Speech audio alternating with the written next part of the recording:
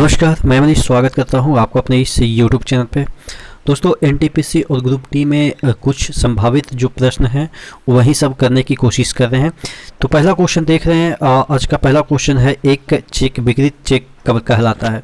तो विकृत चेक जो होता है वो कब कहलाता है। ऐसा चेक दो या उससे अधिक टुकड़ों में फाड़कर भुगतान के लिए प्रस्तुत किया जाता है, उसे विकृत चेक कहते हैं।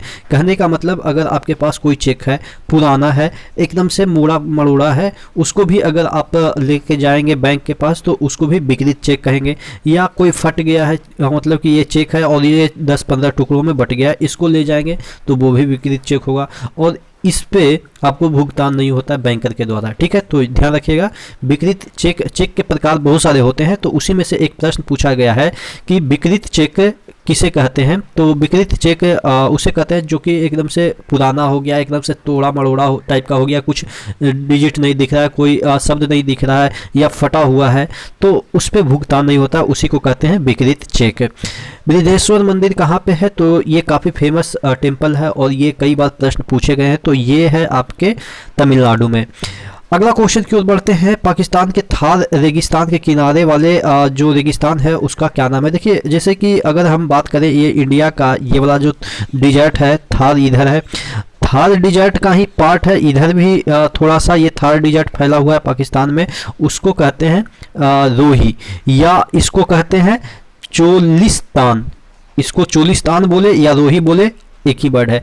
अब देखिए, गोबी एक मरुस्थल है मंगोलिया की, रोही उसी तरीके का सेंस दे रहा ना। तो मंगोलिया का जो मरुस्थल है, गोबी इधर है मंगोलिया, ठीक है, ये भारत है तो ये मंगोलिया है, और इधर है पाकिस्तान। तो इधर रोही और गोबी इस तरह से सेंस दे रहा ना। हालांकि गोबी भी आपके ऑप्शन है, जो कि कहाँ की मरुस्थल है, ये मंगोलिया की है।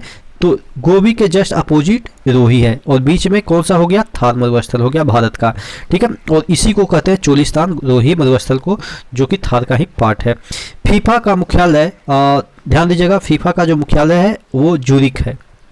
कहाँ पे है ये जूरिक, ये आपके ध्यान रखिएगा, ये जो जूरिक है वो स्विट्जरलैंड की एक शहर है। ठीक है, तो ध्यान रखिएगा, फीफा का मुख्यालय कहाँ पे है, जूरिक है। अगला क्वेश्चन की ओर बढ़ते हैं। उत्तरी पश्चिमी अफ्रीका में स्थित एटलस पर्वत के सर्वोच्च चोटी कौन सी है। तो देखिए, अगर हम बात करें एटलस पर्वत, एटलस आपने साइकिल देखा होगा, ठीक है, एटलस साइकिल देखा होगा बचपन में, बड़ा बड़ा जो साइकिल आती है वो तो एटलस की ही आती थी। अब एटलस की साइकिल बहुत पहले जब आती थी तो बहुत कम लोगों के पास रहती थी, साइकिल वगैरह भी बहुत कम लोगों के पास रहती थी। तो जिसके पास साइकिल आता था उससे अगर कोई मांगने जाता था तो कहता था उसको कि तू कल लेना, ठीक है, ये जो साइकिल है तुम कल लेना, आज मेरे को काम है। ठीक है, तो एटलस पर्वत की सर्वोच्च चोटी, जो कि एटलस पर्वत, सपोज ये आपके अफ्रीका महादेश है, ये वाला जो एरिया है इधर ही आपके एटलस पर्वत है, सहारा जो डिजर्ट है उधर ही आपके एटलस पर्वत है। तो एटलस पर्वत के सर्वोच्च चोटी कौन सा हो गया, तू कल लेना, ठीक है, टोबकल, ठीक है, TOUBKAL। रॉकी पर्वत की सर्वोच्च चोटी, अब देखिए रॉकी पर्वत कहाँ पे है, ये अमेरिका है, नॉर्थ अमेरिका है।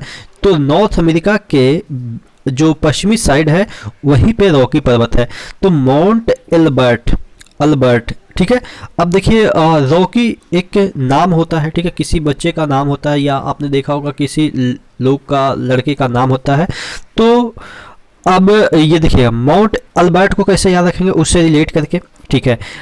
रॉकी को कह रहा है कि अब बैट जो करने जाओगे, बैटिंग करने जाओगे, ठीक है, अब तुम जाओगे, ठीक है, अल्बर्ट यानी कि अब बैट करने तुम जाओगे। रॉकी को कह रहा है कि अब बैटिंग करने तुम जाओगे, ठीक है, अगर कोई आउट होता है तो। इस तरह से देखिए, थोड़ा सा अटपटा सा लग रहा होगा।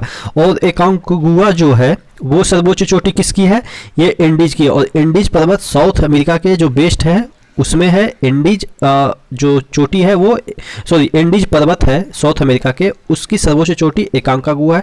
और माउंट कोसियस्को जो है वो किसकी सर्वोच्च चोटी है, वो ग्रेटर बेसिन रेंज की, जो कि ऑस्ट्रेलिया में है। ठीक है, ग्रेटर बेसिन जो रेंज है, एक प्रकार का पर्वत ही आप कह सकते हैं, उसकी सर्वोच्च चोटी माउंट कोसियस्को है, जो कि ऑस्ट्रेलिया में है। ठीक है, तडोबा अंधेरी पार्क कहाँ पे। देखिए, कई बार आपके ऑप्शन जो दिए जाते हैं या पूछे जाते हैं, अंधेरी नहीं डाला जाता है, सिर्फ बोला जाता है तडोबा नेशनल पार्क कहाँ पे है। ठीक है, तडोबा कहाँ पे है, महाराष्ट्र में है। या आपसे पूछे जाए अंधेरी नेशनल पार्क कहाँ पे है, इसी तरीके से पूछे जा सकते हैं, अंधेरी नेशनल पार्क या तडोबा नेशनल पार्क, या दोनों लगा के पूछा जाएगा तो दोनों मतलब कि दोनों क्या एक ही है, महाराष्ट्र में। अब इसको याद कैसे करेंगे, देखिए तब डूबा जो महान आदमी होगा वो कब डूबेगा, जब एकदम से सबको ख़त्म कर देगा युद्ध में, वो तभी डूबेगा। महान आदमी तभी डूबता है जब तक वो अपने जो शत्रु है उसको ख़त्म नहीं कर देता है, लास्ट में उसको मृत्यु की प्राप्ति होती है, लेकिन तब तक वो सभी शत्रुओं को मार देता है। तो यानी कि तभी डूबेगा जब वो सभी शत्रु को मार देगा, यानी कि महाराष्ट्र, महान आदमी रहेगा तो महाराष्ट्र बनेगा। ठीक है, तो इस तरह से इसको याद रखेंगे, तडोबा अंधेरी नेशनल पार्क को। आशा करते हैं चीज़ें आपको याद हुई होगी। नेक्स्ट वीडियो मिलते हैं, तब तक के लिए धन्यवाद।